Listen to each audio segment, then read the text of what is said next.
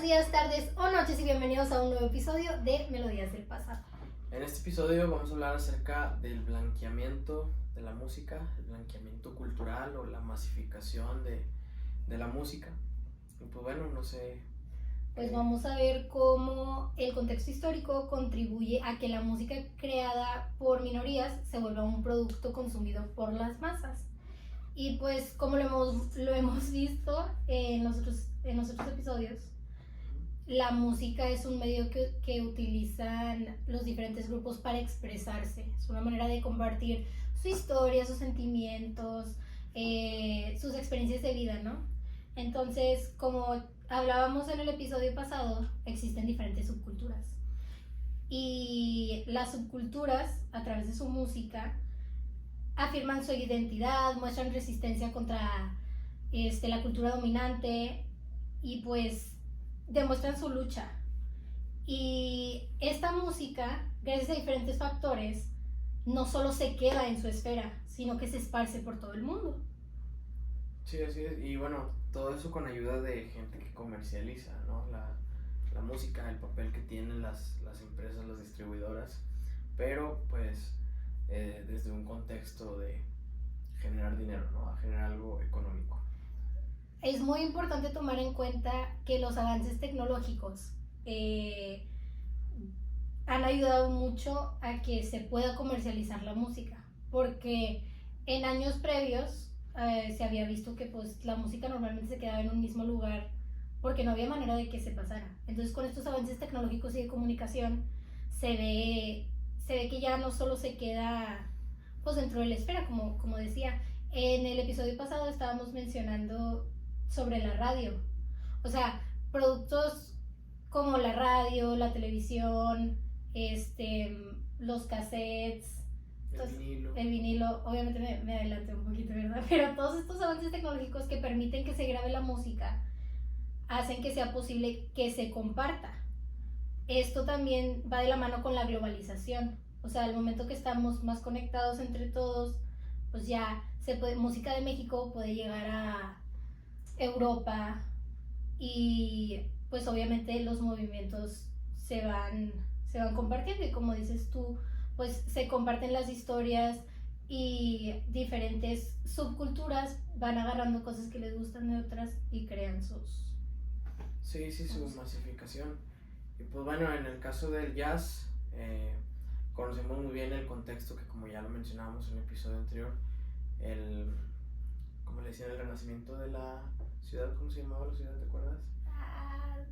Es que de Harlem. El renacimiento de Harlem, sí. En la que las personas afroamericanas tenían que crear sus propios espacios, ¿no? Para ser escuchados.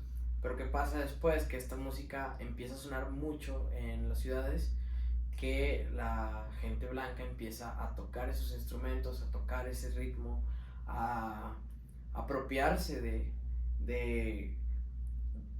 la historia, o sea, apropiarse del ritmo como tal, a tocar notas, a tocar, o sea, ese género.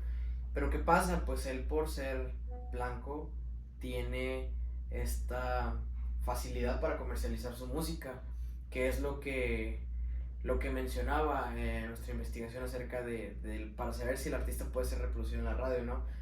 La pregunta no era si era blanco o era negro, era si cursaba la universidad, ya que debido a que si era un estudiante, pues sabían su raza, ¿no? Okay. Y bueno, debido a esto, pues no pasa solo con el jazz, o sea, sigue pasando en la actualidad, incluso en géneros que están siendo rebautizados o están en su apogeo, ¿no? Surge un fenómeno que se le conoce como el blanqueamiento de la música. Hay un investigador llamado Lipsitz que menciona que el proceso de blanqueamiento de la música se refiere a la adaptación de música creada por minorías culturales para que sea más accesible a las audiencias blancas, eliminando referencias explícitas a las luchas políticas y sociales que subyacen a los géneros originales. Por medio de este blanqueamiento de la música le borran la historia a la música, le borran esta expresión, le borran los verdaderos sentimientos, el verdadero objetivo O sea, y la masifican, la popularizan, la convierten en algo que les conviene a ellos. Así es. Sí, por eso el fenómeno es tan importante porque, eh, bueno, el caso también del hip hop, que es algo que tenemos en la investigación, de cómo esta música respondía por sus orígenes a una crítica política y después tienes a, o sea, hip hop que habla sobre el amor, ¿no? O sea, que desvirtúa hacia dónde va la música. Que sí, ya digamos que en la actualidad es algo normal, pero pues en sí el mensaje principal del género pues era una crítica política, era una inconformidad social, porque es lo que ha sido la música de, de afroamericanos, ¿no? O sea, siempre es una crítica hacia el propio sistema, pero ¿qué pasa? Que después en el hip hop puede ser evidente que ciertas personas dueñas de disqueras empiezan a fichar a estos artistas y después te das cuenta que ni siquiera los propios artistas son dueños de su música, son solamente un producto como tal. Entonces es lo que se empieza a industrializar, ya no se produce por calidad o por mensaje, se produce para generar dinero y para generar reproducciones. O sea, como ahorita se hace énfasis de que, es que tal artista lleva tantas reproducciones, o queremos que el artista llegue a 1 millón de vistas en un día o menos. O sea, ya no es ni siquiera el mensaje de la canción, es hacer masivos a los artistas, hacer que los artistas sean unas estrellas internacionales. Ya ni siquiera se siente la esencia de la canción, ya ni siquiera importa el mensaje. Cambia completamente el objetivo de la música. O sea, se les roba a las minorías étnicas, se les roba esa identidad o ese mensaje que estaban transmitiendo con su música y los hace en algo fácil de comercializar, algo que puede consumir cualquier persona sin que le haga ruido. Cuando la mayoría de las veces el objetivo de la música es hacer ruido. Sí, o sea, es que la gente se dé cuenta de que hay algo. O transmitir una historia, transmitir una idea. Sí, o sea, y bueno, en el caso del hip hop también había un cierto racismo cuando el hip hop empieza en su auge, empieza a ser masificado, pero no se masifica por medio de la radio, se masifica por medio de los discos, porque en ese momento, como hablando de la misma industria musical, queriendo comercializar, empiezan a salir los DVD, ¿no? Uh-huh. DVD de música, entonces se empiezan a quemar los CDs de música y se empieza a hacer una masificación ya de música que podía hacer cualquier persona sin ser artista, podía con una grabadora quemar y un micrófono y cantar una canción, ¿sabes?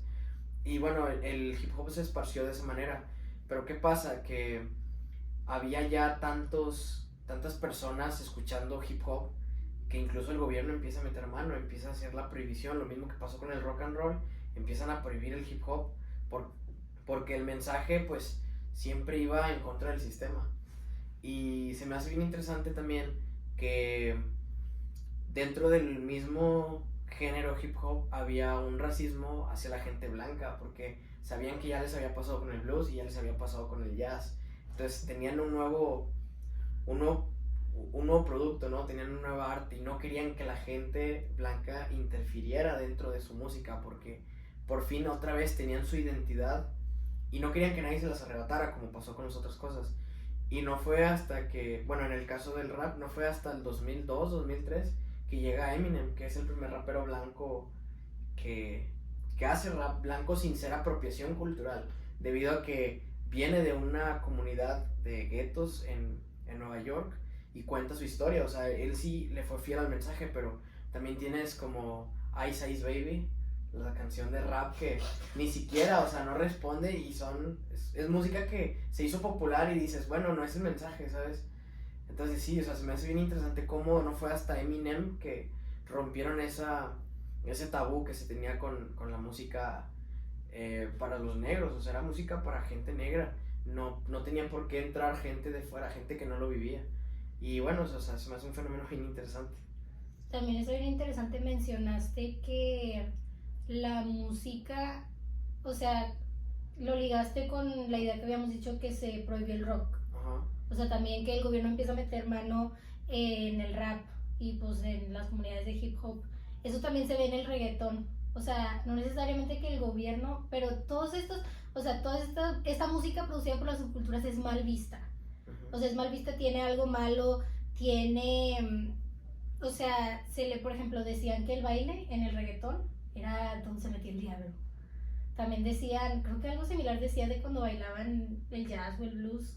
O sea, que también, Ajá, sí, sí. que eran prácticas mal vistas. O sea, no simplemente es de que, bueno, porque lo produce cierta subcultura no lo consumo, sino que, no, o sea, es algo malo, es algo demoníaco, es algo que está, Sí, se le da un asunto peyorativo o algo negativo.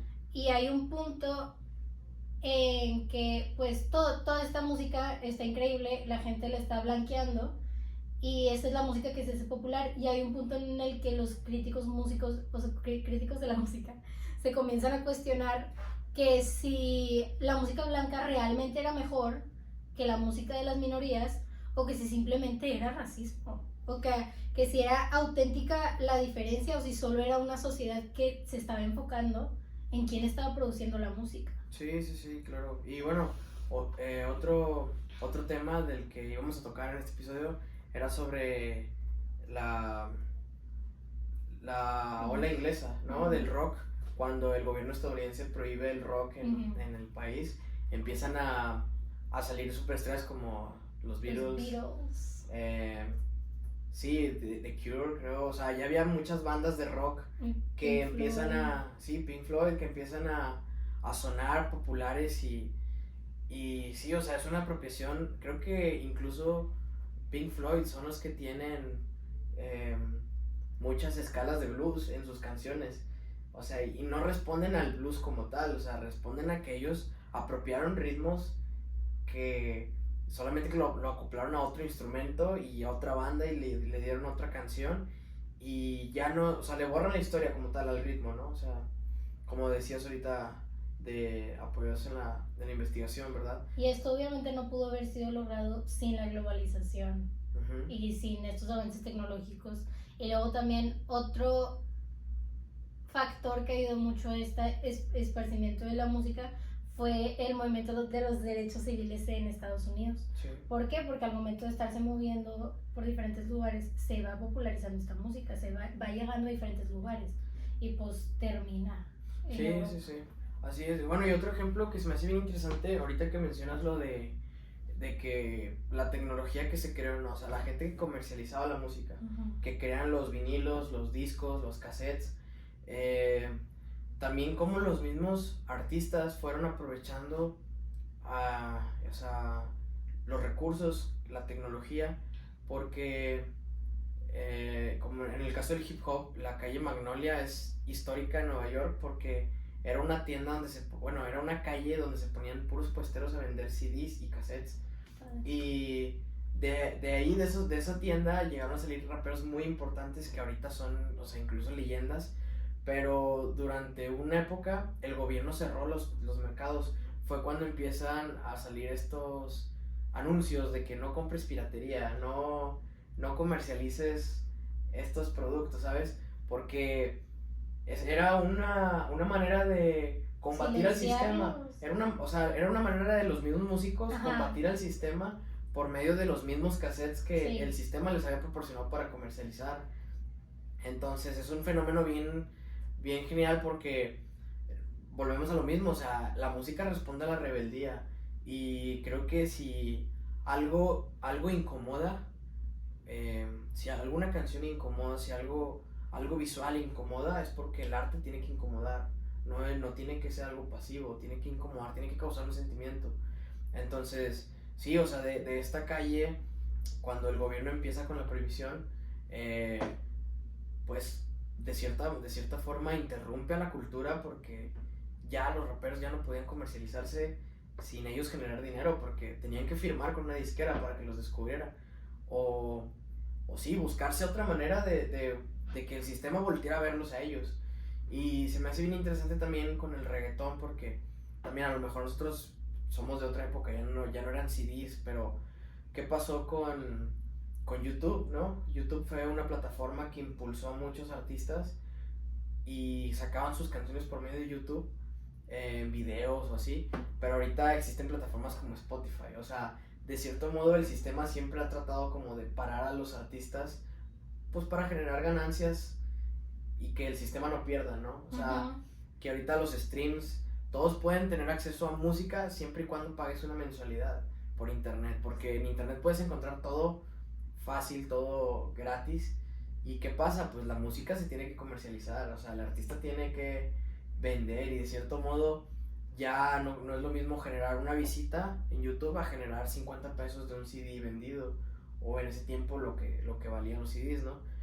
Y bueno, en el caso del reggaetón, como mencionabas ahorita, también está surgiendo un cambio bien interesante que es ahora todos con Bad Bunny, o sea, el fenómeno Bad Bunny y las canciones de que mencionaba, ahora todo el mundo quiere ser latino porque la masificación no fue en América Latina, o sea, en América Latina ya estaba el reggaetón sonando, la masificación fue en Norteamérica, que ahora los norteamericanos escuchan música en español. Y más que nada, en Estados Unidos es donde se hacen las tendencias, más que nada. O sea, eso es como a quienes todos voltean a ver. Entonces, si está ahí, está ahí en Sí, todo el mundo. exacto. Y Sí, yo sí, tengo sí. una pregunta para ti. Ahorita que estás hablando de Spotify, de YouTube y así,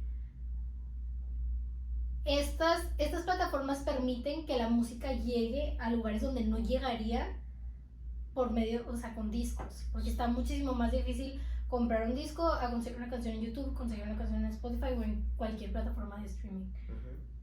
Como quiera consideras que no está cool, o sea, porque por ejemplo yo en YouTube, por el sistema de recomendación y así, he escuchado álbumes japoneses completos de años tipo 1900 y así, que nunca hubiera encontrado pues en una tienda o sea, entonces tú qué opinas de... Sí, o sea, en el caso de YouTube, o sea, sí creo que es una buena plataforma porque, bueno, tenemos el acceso a internet y puedes buscar una canción, como dices, de Japón, de una banda que a lo mejor es nueva, ¿sabes? Que Ujú. tiene 2 años. El problema aquí no es que tú encuentres la música, el problema es cómo el sistema monetiza esa música, Ya. ¿sabes? O sea, no es lo mismo que tú aprecies el valor de la canción, que tú dices, ah, ok, me escuché este álbum, está muy cool, qué chido que lo descubriste. Pero si te das cuenta, o sea, el artista está haciendo su propia lucha para Ujú. que sea escuchado. Ya. Y eso está chido. Lo que no está chido es que a la hora de que ellos quieren comercializar las vistas, pues no se les pague como debe De ser, manera ¿no? O sea, de justa. manera justa. O a veces, como se menciona, o sea, en el sistema existen ciertos artistas o ciertas agendas, ciertas temporadas en el que dicen, hoy es temporada de reggaetón. Y en el radio te va a sonar puro reggaetón. Y tendencias. Si cierto O artista sea, está en controlan tendencia, lo que consumes. controlan lo que consumes. Entonces, hay artistas que son buenos artistas, son grandes artistas, pero todavía no les llega una persona que trabaje en los medios para que digan, ok, ahora toca el turno de este artista, ¿sabes? Casi siempre es lo que te dan a consumir, o sea, y es fácil, hay investigaciones acerca de la payola también en su momento, que la payola era más que nada en el hip hop, porque los artistas de hip hop querían ser escuchados, pero ¿cómo los escuchaban si no tenían discos? Entonces iban y conocían a alguien que trabajara en la radio y les pagaban para que reproducieran su canción en la radio. ¿Y qué pasa? Que ahora todos quieren escuchar esa canción porque era la única manera de escuchar música. Cuando tenías auto, pues poner el radio y salir de viaje, ¿no? O sea, era una manera de comercializar la música. ¿Qué pasa? Que también el gobierno interviene a que la payola es ilegal. Pero bueno, eso es algo ya secreto entre voces, ¿no? Que los artistas siguen pagando para que se reproduzca. Tú vas a comer a cierto restaurante y suena cierto tipo de música. Es parte de la payola, o sea, son artistas que pagan para que su música suene en los lugares que a veces uno no es consciente de eso, pero sí, o sea, vas a un restaurante de comida rápida y hay música de fondo. Nunca está en total silencio. Entonces, todo este tipo de lugares reciben un dinero por parte de una empresa que maneja un artista. O sea, es una manera de comercializar la música. Y es por eso que el blanqueamiento de la música, o sea, es un tema muy importante y que se debe tocar a fondo. Porque, como mencionas ahorita, o sea, qué cool es ahorita escuchar a un artista japonés, a un artista o sea, de otro lado del mundo, pero también, o sea, qué tanto valor o respeto le están dando a ese artista por escucharlo. A Sí, no, veces definitivamente. solamente quieren que sea un producto. O sea, especialmente en el contexto en el que estamos hablando de cuando se inicia todo esto, o sea, se les está quitando su identidad y como dices tú, de que nada más con el objetivo de comercializar, de hacerlos un producto, que es algo que vamos a ver un poquito más adelante Sí, así en es. los siguientes episodios. Pues bueno, un ejemplo también de masificación o de blanqueamiento de la música es con las colaboraciones. Cuando se dan colaboraciones de artistas que no son del mismo género. Pero está chido eso, ¿no? Está cool, pero esto no es un... No es, cuando es apropiación cultural, no está cool. Uh-huh. O sea, por ejemplo, ahorita están combinando reggaetón con regional mexicano, ¿no? Que de repente ponen un artista que nada que ver al género y está cantando dentro de una pista, ¿sabes? No tiene ni siquiera el artista, no tiene el contexto, no tiene idea del origen de la música. Y es lo que hablábamos, o sea, con tal de comercializar, con tal de hacer números, con tal de hacer dinero. Que también nadie está peleado por el dinero, pero ¿cuál es la esencia del arte, sabes? ¿Cuál es la esencia de la música como tal? Yo tengo una pregunta que tal vez podemos quitar. Pero, a ver, entonces ahí, si una persona neta está interesada en participar, en ser parte de la cultura y así, ¿está mal todavía? No, O sea, por no. ejemplo, dices tú, ok, entre esta persona y esa música, es que hay una línea muy delgada entre cuando es apropiación cultural y cuando simplemente es... No o sea, es una línea muy delgada, pero en la música se puede notar cuando el artista, digamos, es digamos a lo más común, es un artista de reggaetón y de repente, de la nada, sin nada, o sea, saca una canción de jazz, ¿sabes? ¿Y si le gusta el... No sé. El problema aquí es no que haga la canción del jazz, es que haga una buena canción de jazz, ¿sabes? Que no solamente lo haga porque está en tendencia, Ya. que lo haga porque de verdad le gusta. Ok. Y pasa, o sea, y ahorita pasa mucho, pero la gente no se da cuenta, o sea, de repente tienes colaboraciones bien Muy raras, extrañas. ¿no? Muy extrañas, pero en sí es nada más el artista queriendo subirse a una ola que no sabe manejar. Tal vez es un ejemplo que no va, pero ahí cuando BTS sacó su álbum, el de Map of the Soul 7, sacó todas sus canciones y al final había una que era con Sia, la de Chandelier. Ok. Y sabes que no. Y sabes que no. Sí, o sea, sabes que no. O sea, pero... a nadie le gusta esa canción. Ajá. Suena que a que no. está hecha a fuerza. Ajá. Como que alguien pagó para sí. que suena. A eso me refiero con la apropiación cultural. Y pasa mucho en el K-pop ahorita. O sea, tienes artistas de K-pop sonando mucho y después tienes a un artista que tú sabes que nada que ver haciendo K-pop, haciendo una colaboración, ¿sabes? Ajá. ¿Cuál es el fin? O sea, pero por ejemplo, dale tú. A mí hay una colaboración que me gusta mucho, se juntan, o sea, era especialmente cuando yo me estaba cambiando de tipo de rock alternativo y así a K-pop más o menos, porque a mí me gusta todo tipo de música. Entonces, a mí me gusta mucho Fall Out Boy. Entonces, sacaron una colaboración con RM de BTS. Okay. Y a mí esa no me hace ruido. O sea, a mí me gusta, está chida. Ajá. Eso... Es que te digo, o sea, una cosa es hacer la canción bien. Uh-huh. Tal vez con los ejemplos que tienes, pues dices, bueno, aquí no hay apropiación cultural, pero... O sea, él está haciendo la música, o sea... Tienes que saber, o sea, una cosa, el punto aquí es, tienes que saber cómo hacer el género. Ajá. No es nomás hacerlo por hacer, sí, o sea... Sí. Entonces, eso es la apropiación cultural, cuando tú quieres hacer algo solo por hacerlo, sin saber si la canción suena a corrido, suena, ¿sabes? Suena a pop, suena a rock. Ajá. Solamente me subo a cantar porque sé cantar, okay. ¿sabes? ya es como que la diferencia, o sea, se nota mucho en la industria. Sí. Cuando es por lo mismo, es una industria, es un blanqueamiento de la música y se pierde el mensaje del género a lo que iba. Bueno, eso sería todo de nuestra parte. Esperamos les haya gustado este episodio y que nos acompañen en el siguiente. ¿Algún comentario que tengas de introducción para el siguiente episodio? Pues el siguiente episodio vamos a centrarnos un poquito más en el surgimiento del pop. Ajá. Y vamos a ondear un poquito más esto que mencionaba Eddie sobre la comercialización. Entonces esperamos verlos en el siguiente episodio. Bye.